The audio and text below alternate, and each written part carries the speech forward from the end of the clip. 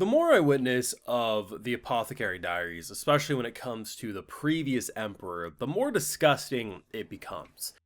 Prior to this episode, I like if the floor is here, the emperor was already here. Like it's been pretty clear he prefers the company of young girls, not women, young girls. I'm going to choose my words carefully because I'm not sure which words get flagged on YouTube, but let's just say he came across as a PDF file to catch my drift. After this episode, it feels even more confirmed. It's always been sus to me how like it's been implied that anyone who had any maturity to their look, whether that was large and in charge in the chest area or had more mature features, previous emperor wouldn't want to touch that with a 10-foot pole. But those that looked like probably 10-year-olds, different story. And we're building into this. It's interesting because everything we know about this guy didn't seem like a good guy at all. Yet there's concern for people feeling guilty that they think they cursed him. I'm not sure if we got some Stockholm Syndrome shit going on here.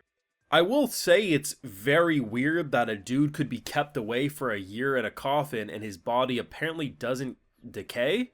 They did say what they saw was disgusting, and it almost has me wondering if something Egyptian happened, because you know, like when pharaohs would die, the embalming and everything they do with oils and stuff, I mean, I'm not sure if it had anything also to do with the organs being removed. Like, it could have been a weird Egyptian-like thing that kept his body going like that.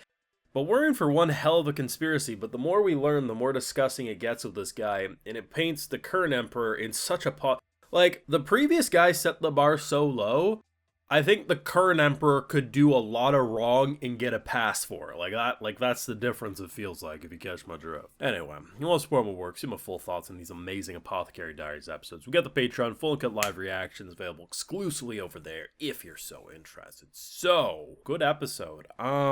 It's kind of funny because, like, this is what I've been saying if you've been following the videos. Like, I haven't said it quite recently, but earlier into the season. It's like, half of an episode, you'll just kind of be having fun. You'll be cracking jokes. Oh, look at Maomao. She's getting punished because she's such a shitty, like, handmaiden. She's always like, she'd rather be collecting lizard tails than being an elegant lady doing her thing. And, like, then they just casually bring in the PDF file plot lines. When I hear about curse, my natural gut reaction was sexually transmitted disease. Mainly because we know these emperors, they be sleeping around. You feel guilty, dude's dead. Well, if you haven't been sleeping around since and no one else be getting something, I mean, it's possible. We're in a world that doesn't have modern medicine, right? Like, it's entirely possible that, like, you know, she clapped him in different ways. But then the longer it went on, I thought to myself, no, I don't think so. Now, the one person's guilty because every day you essentially prayed for his death. I mean, if you're in a religious society, I could see how, like, oh, you know, shit, did I do that? But I think what really comes down to the curse is apparently what happened with the body. As soon as they revealed that his body didn't decay, my immediate thought went to the Egyptians. Because pharaohs, you know, they had their organs removed, there was like this whole embalming, there was oils and different things to stop moisture and, like, basically preserve the body for as long as possible. It's entirely possible that it's a combo of that, because maybe his organs weren't removed, you know, they didn't, like, stick a thing up his nose or rip out his brain and stuff, you know, it's possible that didn't happen. And the shock of how disgusting it looked, but yet he was preserved, is just because it's such an unnatural decay at face value for what they're used to, because a body that's been in a coffin for a year, you know, like, it's gonna look a lot different. My question would be, if they went that route, why did they try to preserve his body for as long as possible? Especially because the guy doesn't seem like he had any fans. I don't think many people were too upset when he was gone. There's a lot of mystery here, and I think it definitely ties together with, because around the midway point-ish, they talk about how he picked this girl, right? And essentially, you know, she had the youngest features. I'm not sure exactly how old she was when she was picked. I think it was quite young. I just don't know. The show I feel like what the Apothecary Diaries does is it gives you 80% of the information at face value, but they don't do it from a point A to point B. It's like, here's point A, here's J, K, X, Y, and like you get most of the alphabet, but it's out of order, and you're like, what the but then when you see how it all arranges, you're like, how did I miss that? I mean, the thing about the show is that it's not episodic in the way that, like, each of these mysteries is just related to its mystery. We got the Jinshi stuff. We got what happened with her father. Like, they literally confirmed why her dad was made a eunuch. Like, that ties together to this because how he was needed for the... It's like, the way the structuring works, I have to really commend this author for being able to think so long term. Not that everything was planned out. Like, no author actually has the whole damn thing planned out, because otherwise the whole thing would be written. But there was clearly a lot of story beats that were like, okay, like, you know, like when you create a story this big, you maybe had a flowchart. Maybe they had a flowchart of all the different characters and how they're going to relate to things. And then you figure out how to write it as you go. But still, it feels that elegantly well done. Really, really good stuff. My gut reaction is, you know, people praying for death. Oh shit, he did die, and oh god, his body's not naturally decaying. We cursed him.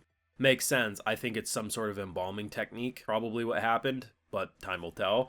There was some funny moments though in this episode. Like, Maomao is a gremlin. I've said that for a while. Like, that's my vibe of her. She's a gremlin. She's the type of person who'll go around collecting lizard tails and just being an absolute menace to society. And then she'll absolutely hate when people are similar to her because she doesn't realize that she's very similar to the people she despises. Like, this girl collecting grasshoppers, crickets, whatever they are, and she's like super enthusiastic. Like, they're literally the same person, just one has an extreme personality and one's emo. Yet she's like, hate this girl. Like, why can't she just be normal? It's like, they both have the same level of extreme passions. It's just one's very good at expressing their emotions and the other's a gremlin. I just love Maomao. She's such a wild card, man. It's just so good. But yeah, I mean, last week we were hyping up doors. Not an exaggeration. We were hyping up doors. This week, we're dealing with PDF. Just an insanely good show. It does know how to get under your skin. And I also appreciate that for a while, and this was brought up in my comments section last week, and it's true, like, Maomao has always been like one or two steps away from knowing exactly what Jinshi is, but she always pulls back when she finds herself getting a little too close to the truth. And it happened again in this episode, where she's like, nope, nope, nope, we're not going to think about that, that's going to get me into trouble. And it's really funny because at some point, Jinshi himself is probably going to admit to her, and she's going to be like, nope, nope, nope, don't want to know this truth, getting too close to danger. But it's really funny because so much would probably be revealed if she would just commit to learning this, and then for the viewer, a lot of things would start connecting. But very, very good stuff. You let me know your thoughts and feelings on this week's episode down below. Leave a like if you enjoy, subscribe if you're new around here, of course, ring that bell, and like I mentioned, full live reactions over on Patreon, and hey, while you're over there, I'll also give you a video shout out. So today we got MiG021, James Wright, Gareth Green, Durberg Jude, Third Dynasty, Artur Kunha, Fabian, and we also have Tran Nugent. So I appreciate the support, everyone. Please take care, and you'll have a good one.